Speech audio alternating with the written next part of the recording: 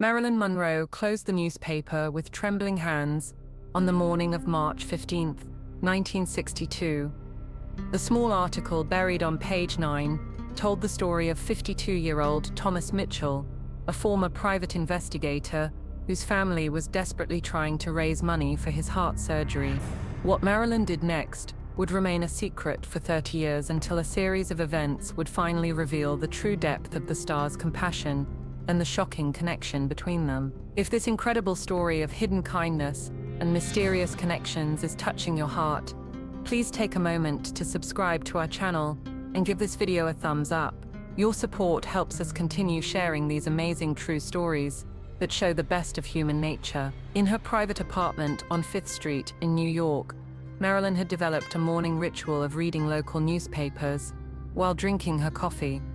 Despite the isolation that fame brought, she still enjoyed reading about ordinary people's stories. This habit gave her a sense of connection to the real world beyond the cameras and studio lots. That March morning, her eyes caught a small headline on page 9 of the Los Angeles Times. Former investigator needs help for life-saving surgery. The headline seemed ordinary enough, but every word Marilyn read struck her deeply. Thomas Mitchell was a 52-year-old former private investigator who lived in a modest apartment in downtown Los Angeles with his wife Margaret. Thomas needed emergency surgery for a severe heart condition. The cost of the operation was $15,000, an amount the Mitchell family could never imagine affording.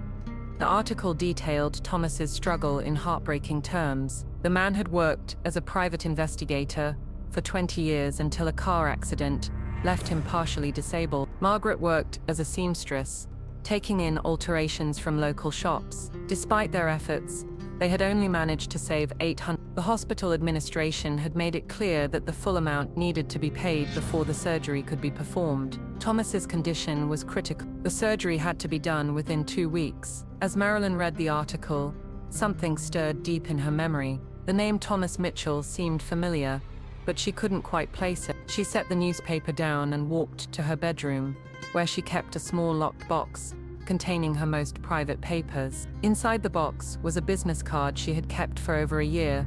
Thomas Mitchell, private investigator, discreet inquiries. It was the same man. Marilyn remembered now. In early 1961, when she had begun to suspect that someone was following her and tapping her phones, she had hired Thomas Mitchell to investigate. What he had discovered had chilled her to the bone. Thomas had uncovered evidence that government agencies were indeed monitoring her activities, particularly her relationships with powerful political figures. He had warned her about the dangers she faced, advised her to be more careful about her associations, and even suggested she consider leaving Hollywood temporarily. Miss Monroe, Thomas had told her during their last meeting in his small office, the people watching you are not just gossip columnists. These are serious people with serious resources. Please be careful. Marilyn had paid his fee and thanked him, but she hadn't heeded his warning. Fame and love had made her feel invincible. Now, reading about his desperate situation, she realized that this man had tried to save her life once. Perhaps now she could return the favor. Arthur, she called to her assistant, Arthur James. Come here. I want to show you something. When Arthur entered the room, Marilyn handed him the newspaper article. Read about this man, read about his situation. After Arthur finished reading, he saw the determination in Marilyn's eyes. He recognized that look. When Marilyn decided to do something for someone in need, nothing could stop her. What are you planning to do? Arthur asked. I'm going to pay for this surgery, Marilyn replied quietly. But no one will know, not even Thomas himself. Marilyn's request was simple. The help would be completely anonymous. Thomas and his family would never learn the truth. This wasn't about publicity. It was pure gratitude mixed with compassion. Arthur contacted Marilyn's lawyers. The plan was straightforward. An anonymous benefactor would pay the surgery costs to Cedars-Sinai Hospital on behalf of Thomas Mitchell. The hospital administration would only know that the money came from a legitimate source. But Marilyn had one more condition. If the family tried to discover the donor's identity, the hospital would say the money came from a charitable foundation. Marilyn wanted no credit whatsoever. March 20, 1962, 7:15 a.m. Thomas Mitchell's phone rang. It was early, but he was awake anyway. His surgery was scheduled for that morning, but they still lacked most of the money. "Mr. Mitchell, I'm calling from Cedars-Sinai Hospital. We have wonderful news for you." Thomas answered the phone with his heart pounding. Margaret woke up beside him. "Your surgery costs have been completely covered. An anonymous benefactor has paid the entire fee through a charitable foundation. Your surgery can proceed as planned today." Thomas nearly dropped the phone. "How is this possible? Who did this?" "I'm sorry, sir. I can't tell you. The foundation wishes to remain anonymous. All I can tell you is that the money is completely legitimate and has no conditions attached."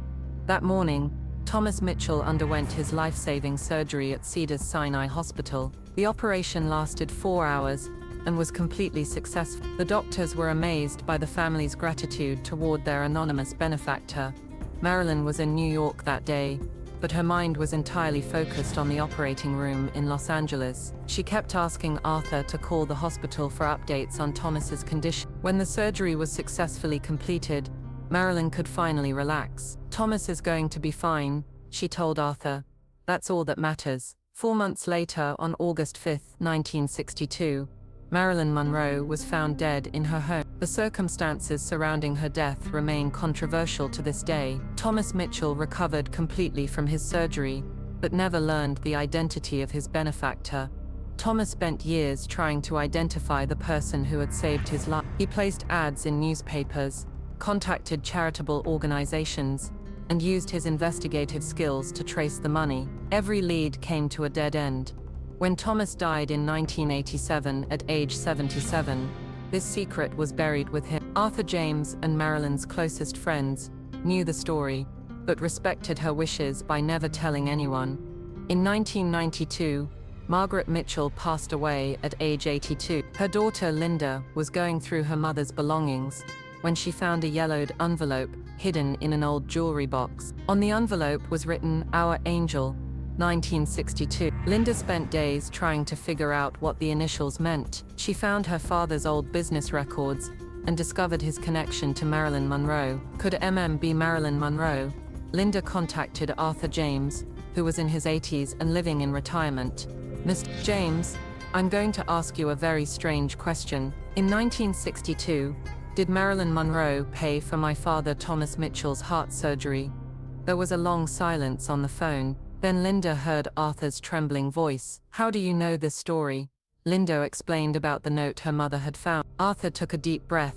"I've been keeping this secret for 30 years. Marilyn told me never to tell anyone, but maybe it's time people knew the truth about her heart." Arthur told Linda all the details of those days. The morning Marilyn read the newspaper article, her recognition of Thomas's name, her decision to help, her insistence on remaining anonymous. "What you need to understand," Arthur said, "is that Marilyn did things like this more often than people knew. She just wanted to help, not to gain publicity. She remembered that your father had tried to protect her, and she wanted to return the favor." When Linda hung up the phone, she was crying. They had finally found the answer to the question that had haunted their family for decades. Thomas Mitchell had spent his final years telling people that an angel had saved his life. He never knew that his angel was the woman he had once tried to warn about the very dangers that may have ultimately cost her own life. Linda Mitchell established a foundation in Marilyn's memory called the Monroe Angel Fund, which helps cover medical expenses for people who cannot afford life-saving treatments. "Marilyn didn't just save my father's life," Linda says. "She taught our family about the power of anonymous kindness." Arthur James officially recorded this story before his death "It shows Marilyn's true character," he wrote. "Behind all the glamour and headlines, she was a person who remembered kindness and returned it when she could." This story reveals the character behind Marilyn Monroe's public persona. Fame and fortune hadn't made her forget the people who had tried to help her. That anonymous gift that saved Thomas Mitchell's life was perhaps one of Marilyn's greatest performances, and no one had applauded. The truth emerging 30 years later tells us something important about Marilyn's legacy. True kindness means helping others, even when no one is watching, especially when you remember someone who once tried to help you. If this incredible story touched your heart, please don't forget to subscribe to our channel and give this video a thumbs up. What do you think about Marilyn's secret act of gratitude? Share your thoughts with us in the comments below.